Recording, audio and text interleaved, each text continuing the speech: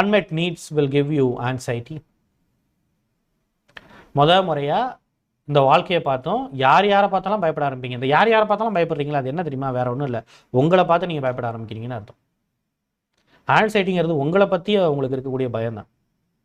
இப்போ மற்றவங்களுக்குலாம் அந்த விஷயத்த போகிறாங்க, அவங்க ஈஸி செஞ்சுட்டு வந்துடுறாங்க. நம்ம போனால் மட்டும் என்ன ஆகுது, அது செய்வோமா, அப்படி பண்ணுவோமா, அப்படி பண்ணுவோமா, அப்படி நமக்குள்ள ஒரு பயம் வருது. ஏன் ஈவன் அடுத்தவங்க செய்வாங்க கூட, இவங்க செஞ்சிருவாங்கப்பா, இவங்க பெரிய ஆள் தான் அப்படின்னு நமக்கு ஒரு நம்பிக்கை வருது. நம்ம செய்வாங்க போது தான் நமக்குள்ள ஒரு பயம் வருது.